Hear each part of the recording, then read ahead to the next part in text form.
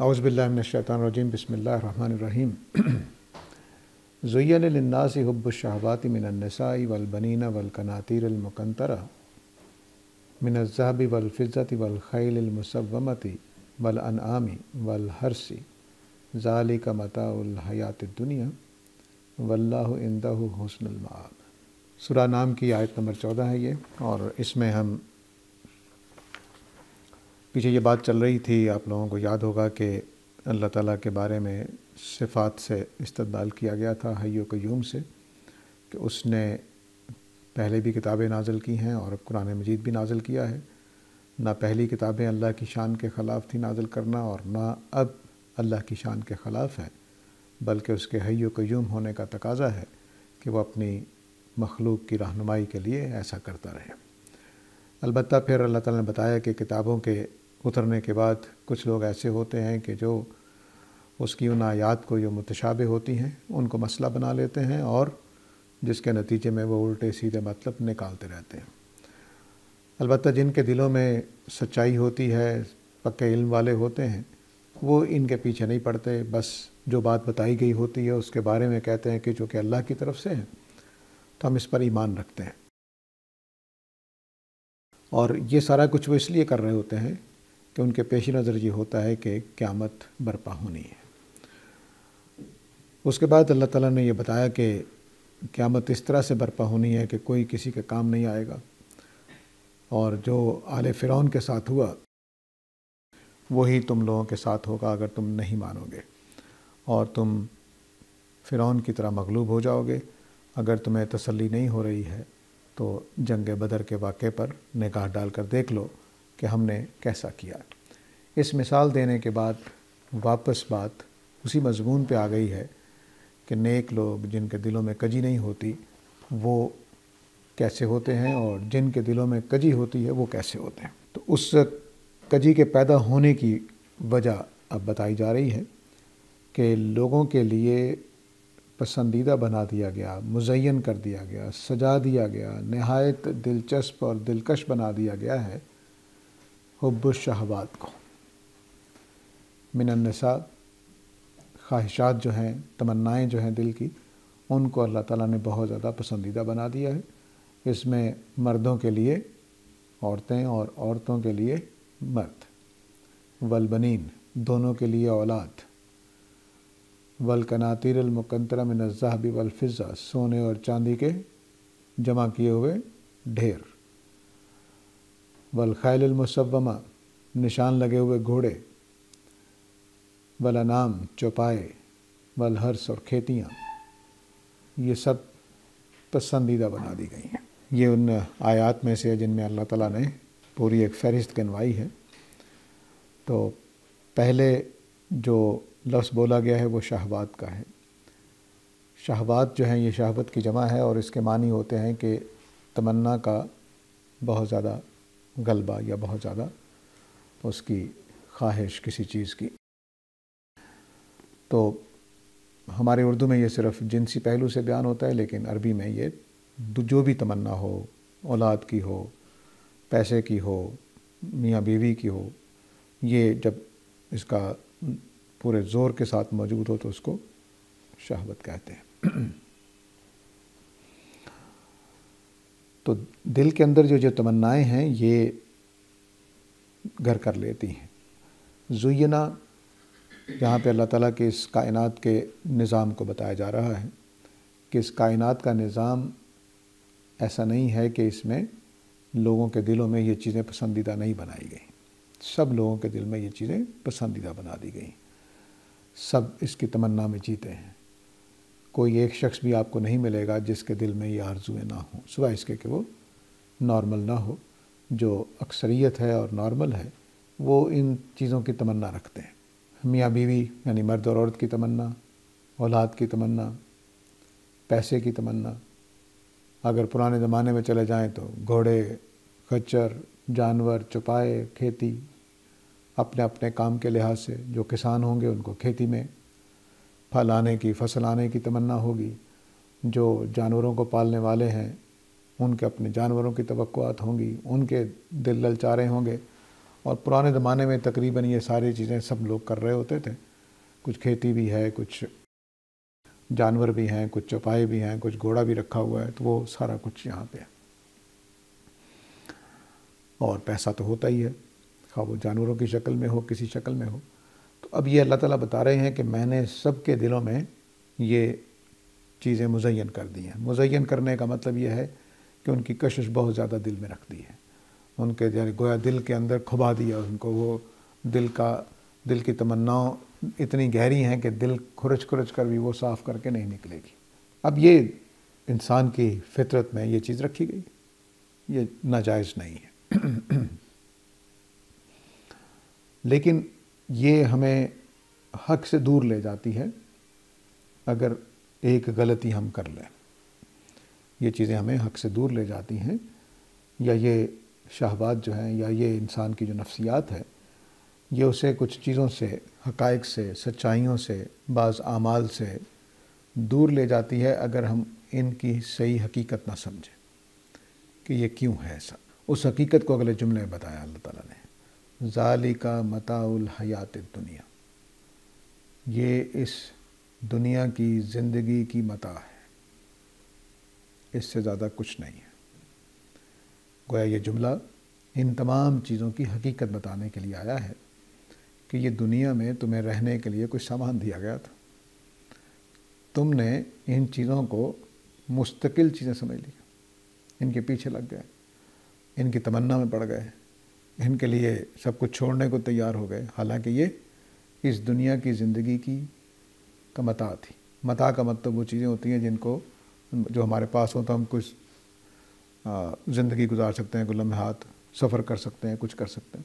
تو جس طرح مسافر کے لیے زیادہ سفر ہوتا ہے، اسی طرح دنیا میں آنے والے کے لیے متاع حیات الدنیا. اس کو قرآن نے سورہ البقرہ کے شروع میں بیان بھی کیا ہے کہ ہم نے تمہیں تھوڑی دیر کے لیے زندگی دی ہے. جب آدم علیہ السلام کو اور اماں حوا کو جنت سے نکالا ہے تو اس وقت کہا کہ تمہارے لیے اس میں مستقر بھی ہوگا اور متاع بھی ہوگی، یعنی زندگی گزارنے کا کچھ سامان بھی اور کچھ رہنے کا موقع بھی، جگہ بھی. ٹھیک ہے، تو یہ تین چیزیں ہمیں دی گئیں، کچھ مہلت، وقت، کچھ چیزیں زندگی گزارنے کی، اور رہنے کی جگہ. یہ تین چیزیں ہمیں دی گئیں.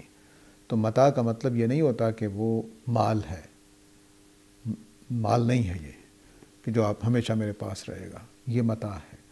تو مثال کے طور پر میں نے آپ کو کہا کہ آپ ایک ہفتے کے لیے جاسوسی کرنے جائیں فلاں گاؤں میں، تو یہ میں آپ کو کچھ پیسے دے رہا ہوں وہاں رہنے کے لیے. تو یہ جو پیسے دیے جا رہے ہیں یہ آپ کا معاوضہ نہیں ہے، یہ وہاں رہنے کے لیے اخراجات ہیں. بس ان کی حیثیت اس سے زیادہ کچھ نہیں. آپ وہ لے کر بھاگ جائیں، جاسوسی نہ کریں تو مانے جائیں، آپ نے اس کو اصل چیز سمجھ لیا، حالانکہ وہ اصل چیز نہیں تھی. تو گویا یہ آیت جو ہے ذالک متاع الحیات الدنیا، یہ اکثر مفسرین نے اگنور کی ہے، اس کو توجہ نہیں دی کہ یہ جملہ بیچ میں آ کیوں گیا ہے. تو یہ گویا اللہ تعالیٰ مال و دولت کے بارے میں، شہوات کے بارے میں اپنا زاویہ نظر بتا رہے ہیں کہ یہ دنیا گزارنے کی چیزیں تھیں، نہ کہ مستقل طور پر حاصل کرنے کی چیزیں تھیں. اس بات کو مزید واضح کیا کہ واللہ عندہ حسن المآب، جبکہ اللہ کے پاس جو ٹھکانہ ہے وہ اس سے کہیں بہتر ہے. وہاں جو چیزیں ملیں گی، میاں بیوی، بچے، خزانے سونے اور چاندی کے، وہاں جو جانور ملیں گے، وہاں جو چوپائے ملیں گے، وہاں جو کھیتیاں ملیں گی، وہ ہمیشہ کے لیے ملیں گی. وہ اصل مال ہوگا، اس کے لیے قربانی دی جا سکتی ہے. لیکن یہ تو زندگی گزارنے کا سامان تھا، تم نے اس کو مستقل سمجھ لیا. انسانوں کے ساتھ یہ بدقسمتی ہے کہ وہ چونکہ صدیوں سے یہاں رہ رہے ہیں، دادا کے بعد پردادا کے بعد دادا، دادا کے بعد والدین کے بعد ہم، تو ایسے لگتا ہے کہ یہیں رہنا ہے. اور بس سارے اس دوڑ میں لگ گئے کہ پیسہ کماؤ، یہ کرو، وہ کرو، اور یہ بھول گئے کہ دنیا کی یہ چیزیں، ان کی حقیقت کیا ہے. اور انگریز کے آنے کے بعد، کیپٹلزم کے نفاذ کے بعد اور کمیونزم کے اس کے مقابل میں اٹھنے کے بعد، مال و دولت اور یہ ساری چیزیں بہت اہمیت اختیار کر گئیں. یعنی یہ آواز جو مارکس نے اٹھائی تھی کہ مزدور کے ساتھ ناانصافی ہو رہی ہے، اس نے بھی وہی پیغام دیا جو کیپٹلزم نے دیا۔ اب مزدور اس بات کے لیے تیار نہیں ہے کہ وہ اس دنیا کو متاع حیات سمجھے، اور کیپٹلزم والا تو ویسے نہیں سمجھتا تھا، اس کا تو ذہن ہی یہی ہے کہ میں نے کمانا ہے ہر اعتبار سے، جھوٹ بول کے، سچ بول کے، خواہ آپ کی صحت پہ کتنے ہی نقصانات کیوں نہ ہوں، اس نے اپنی بوتلیں بیچنی ہیں، اس نے سگریٹ بیچنا ہے، خواہ آپ کے پھیپھڑے گل جائیں، اس نے شراب بیچنی ہے، خواہ آپ کی عقل معاف ہو جائے، کیونکہ وہ تو دیکھ ہی یہی رہا ہے، اس کے نزدیک تو یہ ساری چیزیں میں نے بہتر سے بہتر حاصل کرنی۔ تو یہ وہ زاویہ نظر ہے جو اللہ تعالیٰ یہاں تبدیل کر رہے ہیں۔ تو اب اللہ تعالیٰ یہ بتا رہے ہیں کہ وہ لوگ جو ایمان لے آئے ہیں ان میں اور جو ایمان نہیں لائے ان میں مسئلہ کیا ہے۔ مسئلہ یہ ہے کہ ایک گروپ اس دنیا کی زندگیوں پہ ریچھ گیا ہے، انہوں نے اسی کو اوڑھنا بچھونا بنا لیا ہے، انہوں نے اسی کی تگ و دو کو اصل تگ و دو سمجھ لیا۔ وہ یہ دیکھ رہے ہیں کہ اگر میں نے نبی کریم صلی اللہ علیہ وسلم کو مان لیا تو یہ چیزیں چھوڑنی پڑیں گی، قرآن کو مان لیا تو یہ قربانیاں دینی پڑیں گی، مجھے یہ کام چھوڑنے پڑیں گے۔ تو اب یہ جو حب الشہوات ہے، یہ جذبات کے اوپر اتنی حاوی ہو جاتی ہیں آدمی کے اوپر کہ آدمی بعض اوقات بے بس ہو جاتا ہے اور ان کے پیچھے لگ جاتا ہے، جہاں تک کہ بعض اوقات صرف ایک پلاٹ حاصل کرنے کے لیے اپنے باپ کو قتل کر دیتا ہے، اپنے بھائی کو قتل کر دیتا ہے، بادشاہت حاصل کرنے کے لیے پورا خاندان قتل ہو جاتا رہا ہے۔ کس وجہ سے؟ حب الشہوات کی وجہ سے۔ تو یہ جو چیز ہے یہ کرے گا کون قتل کرنے پہ آمادہ ہوگا، کون زنا کرنے پہ آمادہ ہوگا، کون چوری ڈاکے پہ آمادہ ہوگا؟ وہی جس نے ان چیزوں کی شہوت اپنے دل میں پال لی، ان چیزوں کے پیچھے لگ کے سب کچھ بلا دیا اور ان چیزوں کو اصل حقیقت سمجھ لیا۔ وگرنہ نیک لوگوں کے اوپر فاقے بھی آتے رہے، کئی وقت کے کھانے نہیں ملے، کوئی مسئلہ نہیں، کیونکہ ان کے ذہنوں میں یہ بات نہیں تھی کہ یہ کوئی ایسی چیز ہے کہ جو اللہ کی مرضی کے بغیر ہو رہی ہے۔ تو اس آیت نے گویا یوں سمجھ لیجئے کہ وہ معیار بتا دیا کہ قرآن مجید کو ماننے والے اور دین کے اوپر چلنے والے کون لوگ ہیں۔ ہمارے زمانے میں الحاد کے پھیلنے کی وجوہات میں ایک وجہ یہ بھی ہے کہ ہم دنیا کی نعمتوں کو، مادی چیزوں کو بہت زیادہ اہمیت دیتے ہیں، بہت زیادہ اہمیت دیتے ہیں، اس کے لیے کوئی پابندی قبول کرنے کو تیار نہیں ہے، نہ اخلاقی، نہ سماجی، نہ کسی سوسائٹی کی جو دین کی طرف سے آتی ہے، کوئی بھی پابندی ہم قبول کرنے کو تیار نہیں ہیں۔ تو اس کی وجہ یہی ہے کہ ہم ان شہوات کے اسیر ہو چکے ہیں۔ تو دو جملے جو ہیں وہ بولے گئے کہ ذالک متاع الحیات الدنیا، یہ اس دنیا کی زندگی کا سامان ہے زندگی گزارنے کے لیے، اس سے زیادہ اس کی کوئی حیثیت نہیں ہے۔ اور دوسرا یہ بتایا کہ اللہ کے پاس اس سے بہترین رہنے کی جگہ ہے، بہترین نعمتیں ہیں۔ اس کے بعد مزید اس زاویہ نگاہ کو مستحکم کرنے کے لیے فرمایا کل، ان سے کہو اُنَبِّئُکُم بِخَیْرٍ مِّن ذَلِکُم، کیا میں اس سے بہتر چیز کی تمہیں خبر نہ دوں؟ ٹھیک، یہ جو لسٹ بنائی گئی ہے وہ کیا کیا ہے؟ عورتیں، بچے، سونا چاندی، گھوڑے، چوپائے، کھیتیاں۔ تو فرمایا کہ کیا میں تمہیں اس سے بہتر چیز کی خبر نہ دوں؟ للذین اتقوا عند ربہم جنات تجری من تحتہا الانہار خالدین فیہا وازواج مطہرۃ ورضوان من اللہ واللہ بصیر بالعباد۔ تو فرمایا کہ وہ لوگ جو تقوی اختیار کریں گے ان کے لیے ان کے رب کے پاس باغات ہیں جن کے نیچے نہر جاری ہوں گی، وہ اس میں ہمیشہ رہیں گے۔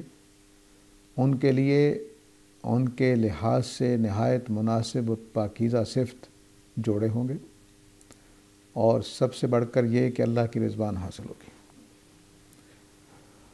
تو میں ایک ایک چیز کو واضح کرتا ہوں تو دنیا کے مقابلے میں، دنیا کی ان ساری جو لسٹ اللہ تعالیٰ نے بتائی ہے اس کے مقابلے میں اللہ تعالیٰ بہتر چیز بتا رہے ہیں۔ وہ کیا ہے کہ تقوی والوں کے لیے ان کے رب کے پاس باغات ہوں گے۔ باغات میں کھیتی کا مفہوم بھی ہے، پارک کا مفہوم بھی ہے، اور میوے پھلوں کا باغ کا بھی ہے، یعنی سبزی وغیرہ کا کھیت، پھلوں کے باغات اور پارکس جو ہم نے بنا رکھے ہیں سیر سپاٹے کے لیے، وہ تینوں کا مفہوم جنت کے اندر موجود ہے۔ یعنی یہ سیرگاہ بھی ہے، آپ کے لیے پھل میوے کی جگہ بھی ہے، آپ کے لیے خربوزے اور ککڑی کی جگہ بھی ہے۔ تو کیا ہوگا؟ تمہارے رب کے پاس باغات ہیں۔ ظاہر ہے کہ وہاں کی سبزی، وہاں کا پھل، وہاں کی سیرگاہیں، یہ سارا کچھ خدا نے بنایا ہوگا اسپیشل انعام کے طور پر۔ اس کی یہاں کے مقابلے میں نوعیت بھی ڈیفرنٹ ہوگی اور شان و شوکت بھی ڈیفرنٹ ہوگی۔ جیسے اس دنیا کے باغوں پہ خزاں آتی ہے، تو مثلاً وہاں کے باغوں پہ خزاں نہیں آئے گی۔ یہاں میں نے بہت خوبصورت گھروں کے ساتھ لان دیکھے ہیں، لیکن پھول گلے سڑے ہیں مثلاً۔ موسم آتا ہے تو ان کو پودے نکال کر دوسرے لگانے پڑتے ہیں۔ یہاں یہ چیزیں نہیں ہوں گی اس طرح کی۔ تو یہ جنات ہوں گی، باغات ہوں گے۔ اب باغات جو ہیں اسی کے اندر گھر ہوں گے، تو آپ سمجھ لیجیے کہ چوتھی چیز ڈال لیجئے، فارم ہاؤس ٹائپ چیز، کہ آپ کے بڑے سے میدان میں، بڑے سے خوبصورت سے باغ کے اندر آپ کا گھر ہوگا۔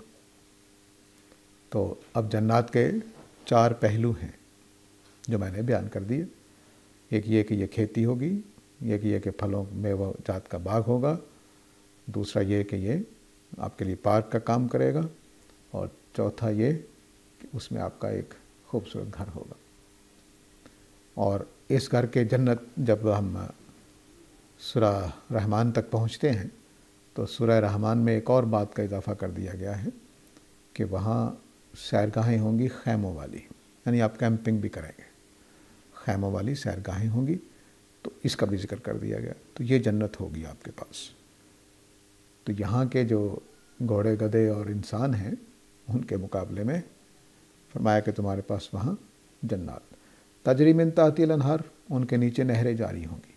یہ تعبیر ہے ان کے ہمیشہ سرسبز رہنے کی، ان کے کبھی قحط نہیں آئے گا، کبھی خشک سالی نہیں آئے گی، کبھی ان کے اوپر یہ معاملہ نہیں ہوگا کہ پانی نہیں مل رہا، پودے جل گئے، پھل ہوئے نہیں کیونکہ پانی نہیں ملا، یا پانی اتنا نیچے چلا گیا ہے کہ کنویں لگا لگا کر کچھ پودوں کو پانی دیا گیا ہے، کچھ برباد ہو گئے ہیں۔ ایسا نہیں ہوگا۔ ان کے نیچے نہریں جاری ہوں گی۔ نیچے نہریں جاری ہوں گی کہ دونوں مطلب ہیں، ایک یہ کہ ان کے زیر زمین نہریں ہوں گی، اور دوسرا یہ کہ جیسے ہماری نہریں چل رہی ہوتی ہیں، تو مثلا اچھرا لاہور کی جو نہر ہے یہ من تحت الانہار ہے، کہ اس علاقے میں ایک نہر جاری ہے جس کی وجہ سے سیراب ہوتا رہتا ہے پانی۔ تو زیر زمین پانی بھی ہوگا اور ساتھ ساتھ چلنے والی نہریں بھی ہوں گی۔ دونوں کے لیے نیچے کا لفظ بولا جا سکتا ہے، کیونکہ نہر کا پانی زمین سے نیچے ہی ہوتا ہے، اس لیے وہ نیچے بہتا رہتا ہے، اور یہ پہلو بھی ہوتا ہے کہ وہ زیر زمین پانی بھی ہوگا۔ جیسے ہمارے زمین میں دونوں کام ہیں، لیکن بعض باغات، بعض کھیتیاں محروم ہوتی ہیں اس سے، وہاں کوئی محرومی نہیں ہوگی۔ بس یہ بیانہ پیش نظر ہے، اور عین ممکن ہے کہ وہاں کچھ تیسرا پہلو بھی نظر آ جائے۔ جیسے ہمارے بلوچستان میں پانی کا جو زیر زمین نظام ہے وہ بالکل ہی اور طرح کا ہے۔ تو ہو سکتا ہے کہ جنت میں اللہ تعالیٰ نے چھوٹے چھوٹے نالے، خوبصورت پانی کے راستے بنا رکھے ہوں، تو وہ ہمیں معلوم نہیں ہے۔ لیکن بہرحال جو دنیا میں لفظوں سے تصویر آ رہی ہے وہ یہ کہ زمین، زیر زمین پانی اور ساتھ ساتھ نہریں جاری ہوں گی، وہ دونوں طرح کے پانی کا انتظام ہوگا۔ خالدین فیہا، یہ تقوی والے لوگ اس میں ہمیشہ رہیں گے۔ اس دنیا کی جو بھی چیزیں ہیں وہ متاع الحیات الدنیا ہے، ان کا فانی ہونا لازم ہے، وہ دی ہی اس دنیا کے لیے گئی۔ تو آدمی اربوں کما لے، بینک میں اس کے بیلنس پڑا ہوا ہو، لیکن جب مرے گا تو دنیا میں رہ جائے گا، آگے نہیں جانا اس نے۔ کیوں؟ کیونکہ اس دنیا کے لیے دیا گیا تھا اور بس ختم ہو گیا۔ لیکن وہاں جو کچھ ہوگا وہ ہمیشہ کے لیے ملے گا، اس میں کوئی انقطاع نہیں ہوگا۔ جیسے سورہ 3 میں جا کر فرمایا گیا ہے اجر غیر ممنون، کہ کہ ان کو ایسا اجر دیا جائے گا جو کبھی منقطع نہیں ہوگا۔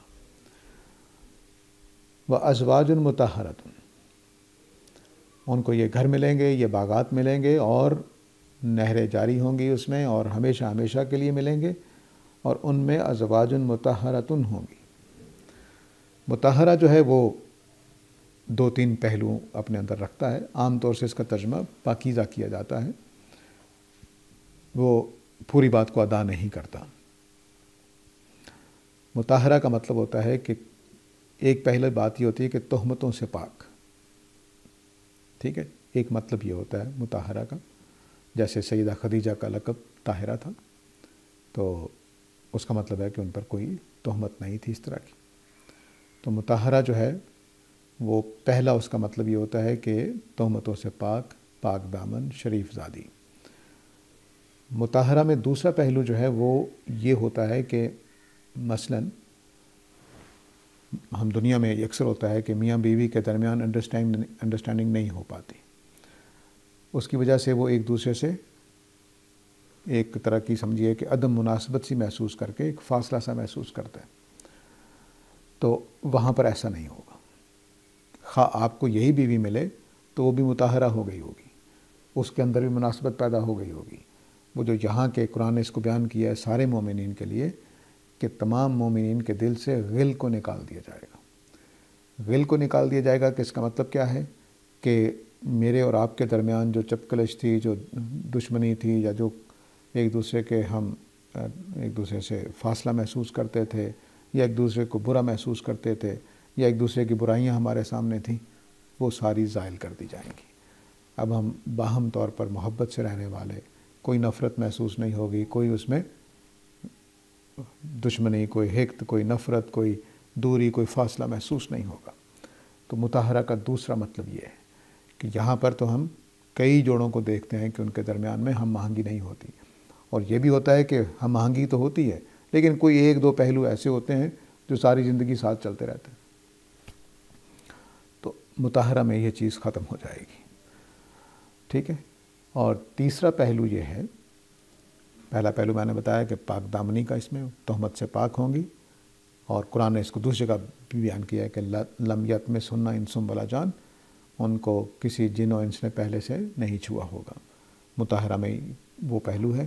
دوسرا پہلو جو ہے وہ مناسبت کا ہے، ٹھیک ہے، کہ وہ ایک دوسرے کے ساتھ جو نفرت ہے، دوری ہے، یا جو پہلو آپس میں ٹکراتے ہیں، تمام انسان دنیا کے 100% کسی کے ساتھ میچ نہیں کر سکتے، یہ ممکن نہیں ہے۔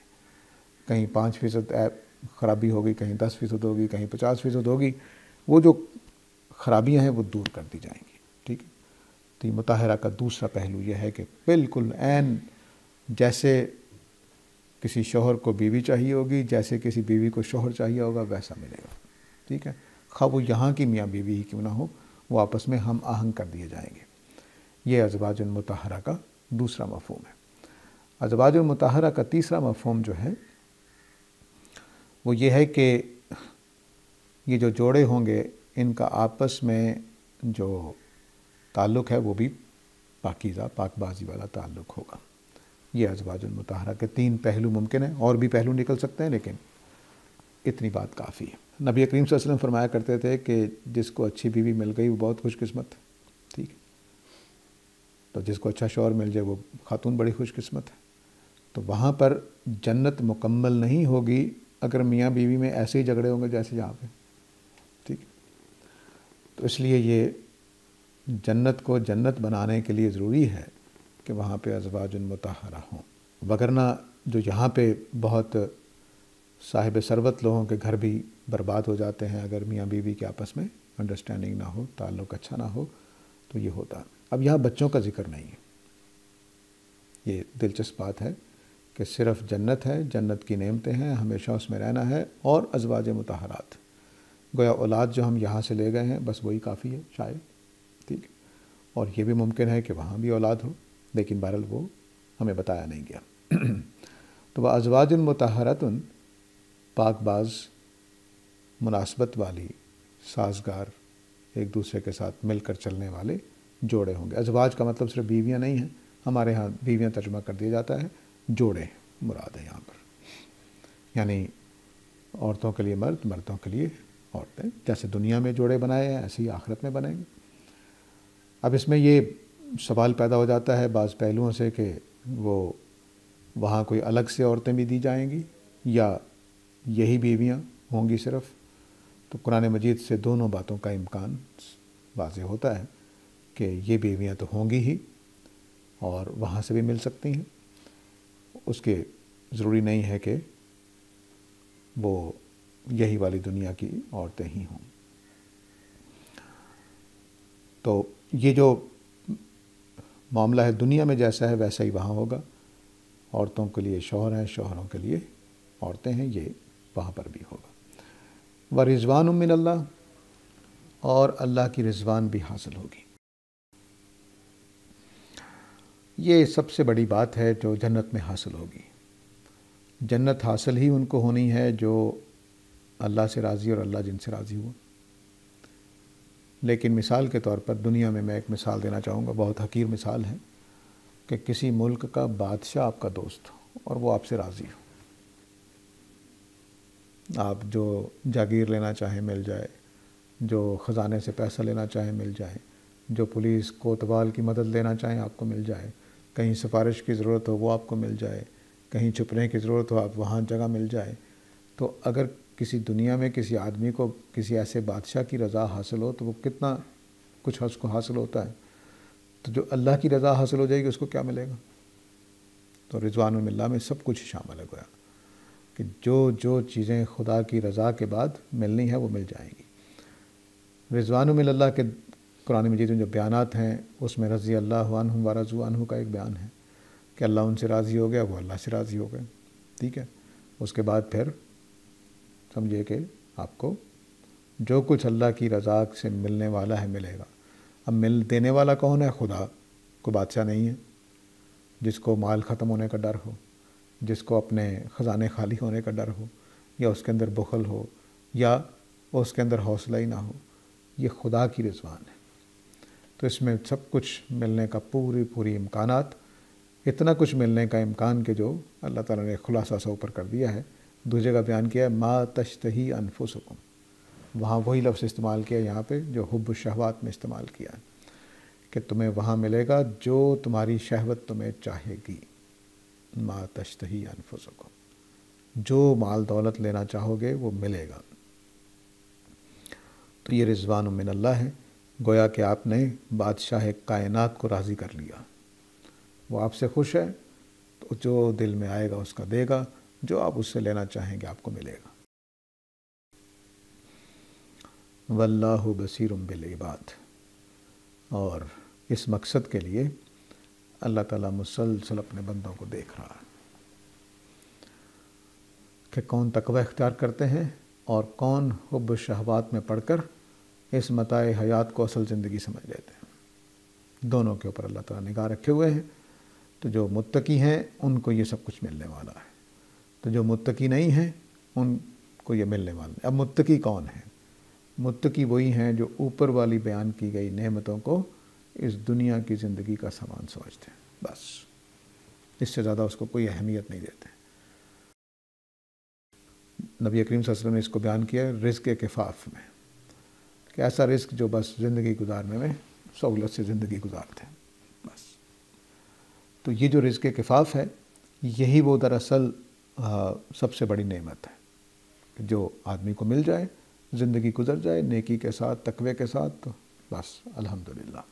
دنیا کی نعمتیں ظاہر ہے کہ آدمی کو کھینچتی رہتی ہیں، چنانچہ آدمی اس کے لیے پلاننگ بھی کرتا رہتا ہے، بعض اوقات تقوی سے بھی ہاتھ دھو بیٹھتا ہے، بعض اوقات اپنے بچوں کے لیے، اپنی بیوی کے لیے، خزانے جمع کرنے کے لیے، اپنی تمنائیں پوری کرنے کے لیے تقوی کو دستبرد کیا اور بس باقی الٹے کاموں میں پڑ گئے۔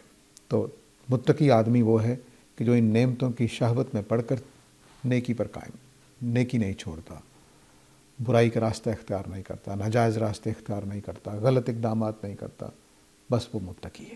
تو واللہ بصیر بالعباد، اللہ اپنے تقوی اختیار کرنے والوں کو دیکھتا رہتا ہے۔ یہ جملہ جس سیاق و سباق میں آیا ہے تسلی کا ہے، بشارت کا ہے کہ تم میں سے کسی کا تقوی ضائع نہیں جائے گا۔ اللہ تعالیٰ اپنے بندوں کے تقوی کو اچھی طرح سے دیکھ رہا ہے اور ہر ایک کو اس کے تقوی کے لحاظ سے اجر ملے گا۔ اور دوسری بات، اوپر کے والی آیت کو بھی اگر شامل کر لیجئے، 14 نمبر آیت کو بھی، تو پھر یہ دھمکی بھی بن جاتی ہے کہ اللہ تعالیٰ ان لوگوں کو بھی دیکھ رہا ہے جو حب و شہوات میں پڑ کر نیکی اور تقوی کے راستے کو چھوڑ دیتے ہیں۔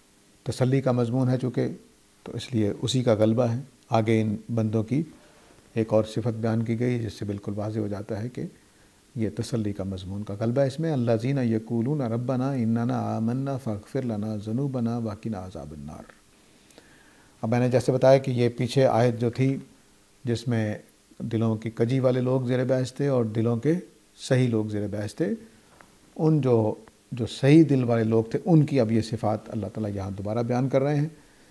تو وہاں بتایا تھا کہ وہ آخرت کو مانتے ہیں، اس لیے وہ ان کے دلوں میں کجی نہیں ہے۔ اب یہاں پر بھی بالکل وہی بات دہرائی گئی ہے کہ الذین یقولون، یہ وہ لوگ ہیں جو یہ پکارتے ہیں، ربنا، اے ہمارے رب، اننا آمنا، بے شک ہم ایمان لائے، فاغفر لنا ذنوبنا، تو آپ ہمارے گناہوں کو معاف کر دیجئے، وقنا عذاب النار، اور ہمیں آگ کے عذاب سے بچائیے۔ اب یہ ایمان لانے کا مطلب کیا ہے کہ یہ جو کتاب اتری ہے جس میں محکم آیات بھی ہیں، متشابہ آیات بھی ہیں، ان کا دل کجی والے نہیں ہیں، انہوں نے بس اتنی تسلی کر لی ہے کہ یہ اللہ کی طرف سے آ رہی ہے، تو بس یہ ایمان لے آئے ہیں۔ تو اب یہ کہتے ہیں اے رب، ہم اس تمہاری کتاب پر ایمان لے آئے ہیں، تو ہمیں معاف کر دیجیے۔ گویا انہوں نے جو نبی کریم صلی اللہ علیہ وسلم پر جو کچھ اتر رہا ہے اس پر ایمان لانے کا اعلان کیا ہے۔ یہ نہایت مشکل بات ہوتی ہے وقت کے رسول کو ماننا۔ ہم تاریخ کے رسول کو ماننا آسان ہوتا ہے، امت مانتی چلی آ رہی ہوتی ہے، آباء و اجداد مانتے چلے آ رہے ہوتے ہیں، لیکن وقت کے رسول کو ماننا نہایت مشکل کام ہوتا ہے۔ کیوں؟ وہ ہماری طرح کا ایک انسان ہوتا ہے، اس کے بیوی بچے ہیں، وہ بھی کھا پی رہا ہوتا ہے، اس کو بھی دنیاوی معاملات کرنا پڑتے ہیں، اس کو ماننا بڑا مشکل ہو جاتا ہے۔ تو اب یہ کہہ رہے ہیں کہ ہم نے تو اس شخص پر ایمان لے آئے، ہم نے تو یہ کتاب جو آپ نے نازل کی ہے اس پر ایمان لے آئے ہیں، تو آپ ہمیں معاف کر دیجیے۔ اس سے آپ یہ بھی سمجھ سکتے ہیں کہ تازہ لائے گئے ایمان اور مغفرت کا ایک تعلق ہے کہ جب آپ اپنا دین سب کچھ چھوڑ کر دنیا کی یہ ساری جو حب و شہوات ہیں ان کو چھوڑ کر جب آپ ایمان لے آتے ہیں تو یہ کیا درجہ ہوتا ہوگا۔ یہ درجہ ہمیں بھی حاصل ہو جاتا ہے اگر ہم بالغ ہونے کے بعد اپنے دین کو اثر نو جائزہ لے کر صحیح پکا دل کے ساتھ ایمان لائیں اور اپنی زندگی کو ایمان کے مطابق استوار کریں، تو یہی درجہ ہمیں بھی حاصل ہو سکتا ہے۔ تو انہوں نے کہا جی کہ اب ہمارے رب، ہم تو ایمان لے آئے ہیں آپ کے رسول پر بھی اور آپ کی کتاب قرآن پر بھی، تو اب ہمیں معاف کر دیجئے ہمارے گناہوں کو، اور آپ نے جو وہ دوزخ کی آگ دہکا رکھی ہے اس سے ہمیں بچائیے۔ یہ ان کی دعا ہے۔ تو یہاں دیکھ لیجئے کہ جو اس آیت میں زور تھا، آیت نمبر 9 میں، ربنا انک جامع الناس لیوم لا ریب فیہ، اے ہمارے رب، آپ بلا شبہ لوگوں کو ایک ایسے دن میں جمع کرنے والے ہیں جس میں کوئی شک نہیں، ان اللہ لا یخلف المیعاد، اللہ تعالیٰ اپنے وعدوں کی خلاف ورزی نہیں کرتا، اور ان الذین کفروا لن تغنی عنہم اموالہم ولا اولادہم والی یہ آیتیں جو ہیں اسی کی ایک جھلک یہاں پہ آپ دیکھ سکتے ہیں کہ آخرت کی وجہ سے ان لوگوں نے اللہ کو مان لیا ہے، قرآن مجید کو مان لیا ہے، محمد عربی صلی اللہ علیہ وسلم کو مان لیا ہے، اور آخرت کی وجہ سے وہ پھر دعائے مغفرت کر رہے ہیں کہ یا اللہ اس ایمان کے فیضان میں ہمیں معاف کر دیجیے۔ اب یہ جو دعا کرنے والے ہیں ان کے بارے میں فرمایا ہے کہ واللہ بصیر بالعباد، اللہ تعالیٰ ان کو دیکھ رہے ہیں۔ اب دیکھیے کہ اس وقت چلے جائیے جب قرآن نازل ہو رہا تھا، ایک تنہا شخص اپنے آپ کو اللہ کا رسول کہہ رہا ہے اور سارا عرب اس کے خلاف ہے، اس موقع پر یہ ایمان لا رہے ہیں، اور ایمان لانے کے بعد خدا سے توقع جو قائم کر رہے ہیں وہ آخرت میں کامیابی کی ہے، دوزخ سے بچنے کی ہے۔ آگے چند صفات کا ذکر ہے، یہ میں تھوڑا سا ذکر کر دیتا ہوں، باقی انشاءاللہ اللہ نے خیر کیا تو اگلے درس میں کریں گے۔ الصابرین والصادقین والقانتین والمنفقین والمستغفرین بالاسحار، یہ ثابت قدم ہیں، سچے ہیں، فرما بردار ہیں، اللہ کی راہ میں خرچ کرنے والے ہیں، صبح اٹھ کر سحری کے وقت، تہجد کے وقت اللہ سے اور فجر کے وقت اللہ سے استغفار کرنے والے ہیں۔ ان کے بارے میں بشارت دی جا رہی ہے کہ ان کو ہمیشہ کی جنت ملے گی، ان کو ازواج مطہرات ملے گی اور ان کو رضوان من اللہ ملے گی۔ اب میں ہلکا سا تعارف کرا دیتا ہوں ساری صفات کا، ہمارے پاس 3-4 منٹ ہیں۔ صابر اس شخص کو کہتے ہیں جو ہر حالت میں حق پر، سچائی پر اور صحیح عمل اور رویے پر قائم رہے، ہر حالت میں۔ صبر یہ نہیں ہے کہ برداشت کرنا، یہ عربی کا صبر نہیں ہے۔ صبر یہ ہے کہ میں اچھے برے حالات میں سچائیوں کو مانتا رہوں، سچائیوں پر قائم رہوں، اچھے اعمال پر قائم رہوں، اچھے رویے پر قائم رہوں۔ مثلاً اللہ نے رزق تنگ کر دیا ہے تو خدا کا انکار کرنے والا نہ بنوں، نماز چھوڑنے والا نہ بنوں، لوگوں کو برا بھلا کہنے والا نہ بنوں، لڑائی جھگڑے کرنے والا نہ بنوں۔ یہ صابر آدمی ہے۔ اب اس کا مطلب یہ بھی ہے کہ اگر مثال کے طور پر مجھے کسی موقع پر سچائی میں شبہ پیدا ہو گیا تھا، میں غلط بات پر قائم تھا، اس کو سچ سمجھ رہا تھا، آج پتہ چلا کہ دوسری بات سچی ہے، تو میں اپنی بات چھوڑ کر دوسری بات پہ آ گیا، یہ بھی صبر ہے، کیونکہ میں نے سچائی پر قائم رہنا ہے۔ صبر کا اصل مفہوم یہ ہے کہ میں نے ہر حالت میں سچائی پر قائم رہنا ہے۔ آج غلطی لگی تھی تو سچائی پتہ چلا تو سچائی پہ آ گئے۔ تو یہ توبہ بھی اسی طرح سے ہے۔ تو توبہ بھی یہ عمل کرتی ہے کہ غلطی ہو گئی تو میں نے توبہ کر کے واپس سچی جگہ پہ آ گیا، صحیح جگہ پہ آ گیا۔ صادقین ان لوگوں کو کہتے ہیں جو قول و عمل میں یکساں ہوتے ہیں، یعنی ایمان تو لے آئے لیکن عمل صالح نہیں کیے، یہ صادق نہیں ہے۔ یہ لوگ صادق نہیں ہیں جو کہنے کو کچھ کہتے ہیں، کرنے کو کچھ کرتے ہیں۔ اور صادقین کا دوسرا مطلب ہوتا ہے وہ قول میں سچے ہیں، جو بات کہتے ہیں وہ سچی کہتے ہیں۔ تو صابرین میں سچائی پر قائم رہنا تھا اور صادقین میں سچائی کو بیان کرنا تھا، سچائی کے لحاظ سے اپنے معاملات کرنے تھے، جو قول ہے ویسا ہی ایمان لے آئے ہیں تو عمل صالح کر رہے ہیں، عمل صالح ہے تو ایمان کی بنیاد پہ کر رہے ہیں۔